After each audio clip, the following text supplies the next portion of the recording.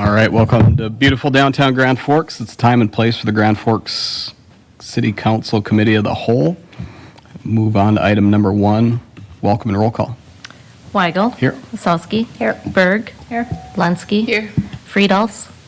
Sandy. Here. And Bean. We have a quorum. Perfect, thank you. Item 2, informational items, 2.1, project update for project number 8777, federal funding summary. Mr. Kranko. Good evening, Council Vice President Weigel and members of the committee. The item before you is a information. Microphone. There we go. Sorry about that. Good evening, Council Vice President Weigel and members of the committee. The item before you is a informational item regarding the various federal funding programs that we have coming up. I'm going to try to keep this as brief as possible because there's a number of different programs out there. Long story short, there's a variety of programs out there, different types of projects, different locations that these programs are used for, as well as a variety of different cost shares that are associated with them. The big ones that you're going to be looking at for projects that are going to be coming forward for applications are going to be associated with the Regional Roads Program, which are primarily North Dakota Department of Transportation led. The Urban Roads Program, which are geared more towards the classified streets that are within Grand Forks that are not within the NDDOT's jurisdiction. The Urban Grant Program, which is focused more on downtown. The Highway Safety Improvement Program, or HSIP, which is geared more towards safety projects. The Transportation Alternatives Program, which is geared more towards your shared use paths, and your Rail and Highway Safety, which is geared more towards your railroad crossing locations. As I mentioned, you're going to be seeing staff reports coming forward in the upcoming weeks regarding the draft applications, at which point in time that'll be, we'll be looking for input from the Committee of the Whole as to the projects that we're presenting and any potential modifications we should be making to those before we bring them back for approval in a following cycle. Those are typically then submitted to the MPO and then submitted to the North Dakota Department of Transportation. As I mentioned, this is a information-only item and can stand for any questions you may have on the various programs. Mrs. Wasowski. Do all of these have to be submitted to the MPO first, and then they are the ones that actually apply? They end up reviewing our applications for their completeness, and then they submit them to the DOT. So they typically don't make any additional changes. Okay, only for completeness, then Pretty they much. review. Okay, thank you. Thank you, Mr. Kranko. No further questions, informational item only. Appreciate your time. Thank you. Move on to items number 3, discussion items. 3.1's bids for project 8839 North 3rd Street and North 4th Street reconstruction, 2nd Avenue to University Avenue. Mr. All right, Grasser. good evening. Thank you, Vice President Weigel. This, before I get into the actual action item, just a quick background on this. This is the alley over here behind I still call it the Lions. It was Franklin on 4th now. That project, when it was originally conceived back in the early 2000s, there was a desire to look at getting rid of the overhead. If you remember, there was a lot of overhead electrical there, transformers and hanging out over the alley, et cetera. XL had some noted that in Fargo they started a pilot program there in which they cooperated with the city and each party brought some dollars to bear basically to get the underground buried. And so that was part of the concept with the original project. The project was essentially put together that way. All of the necessary items were followed through, as we went through time. The electrical, to get that buried, needed to go underground someplace. The only place to put it is in the alley. So part of that whole electrical pilot project was to, had to remove the alley paving with the idea of bringing the alley paving back at a later date. One of the early projects that the city council took action on was in the summer of 2022. We had a change order to project 8423, which encompassed essentially removing the alley paving and putting in the storm sewer. That was part of the first steps of being able to come back and do the alley. As typical in a lot of these alleys without storm sewer, they're very, very flat. They don't drain very well. So again, it's pretty standard that as part of an alley improvement project or reconstruction, we usually, a lot of times, we'll need to add storm sewer.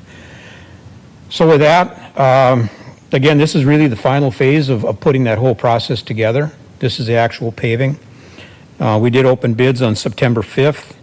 We had 3 bidders. The low bidder was Strata Corporation in the amount of $179,472, and that's about 6% below the engineer's estimate. So with that, we're recommending approval. Perfect. I move approval, but I do have a comment. We have a motion. Do we have a second?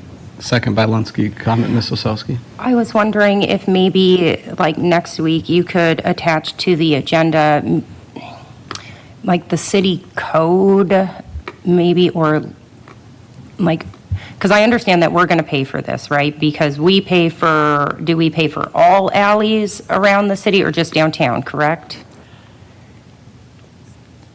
The problem with a question like that is that a lot of these alleys, trying to remember the last alley I really remember being paved. Most of these alleys down here were done Okay. 50, 60, 70 years ago, so I don't know that, I have no idea what the policy was or actually who paid for them back then. Okay. Right now, under our 6-year CIP, we haven't addressed alley paving, but I think based on previous comments that have come from the city council, we are looking at bringing back a broader review of the city's special assessment and cost share policies. And I think the number that's been put out at this point would have been alleys would be reconstructed at an 80/20. Again, that'll be a decision that the city council will make, but that's kind of where I think we're heading based on what we think we've heard. What is it now? Right now, they're not addressed, so it would be, it's just not addressed in the CIP. A new alley would be 100% special assessed like a local street. The special assessment policy, the reconstruction special assessment policy, cost sharing is 80% city. I think that's why, we would have been looking at that as a typical 80/20. But again, this is a pilot program. Got I it. think one of the other reasons this is a bit of a pilot, I should mention, is that the building has some walkout doors that go to the alley that are going to require it to be ADA compliant. And so this alley won't look like, when you're done, won't look like a very typical straight V with a, low point in the middle. It's going to be offset a little bit because of the allowances or the need to accommodate the ADA compliance. So I think that's the other reason to probably pick that up at 100% is that it's going to look a little non-typical. I think a driver will notice that it's not typical. Is that something that we as a city normally pick up, is entrances to buildings being ADA compliant? The actual slab itself would normally be, the sidewalk entrance would normally be the developer's responsibility. I'm talking about the alley, though. The ADA compliance pushes our alley over a little bit, so we have less room to work with than we might otherwise have. There's going to have to be a flat spot that comes off the buildings. Thank you. The developer's actually they're the ones paying for it. It's just, we're just paving the alley. I believe they're paying for what I'm going to call is the 5-foot piece. If it's Yep. different, we'll send out an email to that effect. Okay, thank you. Sounds good. Ms. Lunsky? So I noticed it's about $50,000 between the lowest bid and the highest bid. Can you explain the process of when you guys receive the bids? Do you guys go through and make sure it's apples to apples, that everything that was on the RFP is included? Or how do you determine, is it always just lowest bid? Are you double checking to make sure no corners are being cut? Not cutting corners is a multifaceted issue because we put together the specifications, we look at what's required. We follow through with the inspection component of that, which is depending on how the specifications were written, that's how you make sure the contractor stays in compliance.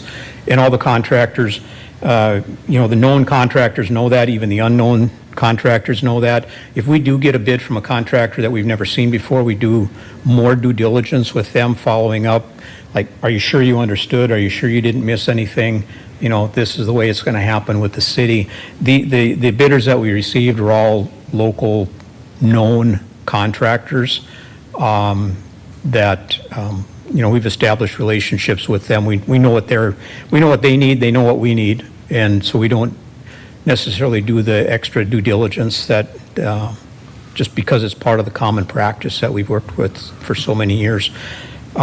Contracting variability, it depends a lot of times on contractors. Do they have a gap in their schedule where they've got crews available to do work, they're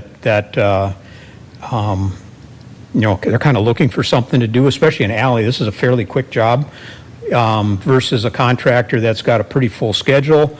If they got to be in that alley, they've got to pay a bunch of overtime, and they've got to, do a bunch of other things. All of those things end up reflecting pretty heavily on the bid that you receive. But we don't sort that piece of it out on the contractor, but those are just some things that influence, their prices. I'm guessing you know why I'm asking. Yep. Belmont was mill and overlaid a few years ago, and it looks beautiful. Near Southside was mill and overlaid, and it looks like Grandpa did it on a patchwork quilt. I mean, there's just so many errors, and my phone just is ringing nonstop with the complaints, and I just think, where did we fail on that project? Is the lowest bid always the best? I just don't know how we determine that we always just take the lowest bid. Technically, we award to the lowest and best bid, but you need to have a pretty substantial documentation and past, documentation as to why a contractor would not be considered essentially qualified to do the work. But So lowest that's a pretty big and hurdle. best. That's a pretty good hurdle. Technically, it's lowest and best bid. So what makes the bid the best? Usually the low bid. Could we find out what makes it the best, or how? Because that's kind of confusing. If it's just the lowest makes it the best, then why do they have the best in there? I think if I could just add to, to what Al is stating, yes, we have to take the lowest bid as long as it meets all the bid specifications. You'd have to have some type of justification why you would not accept that low bid.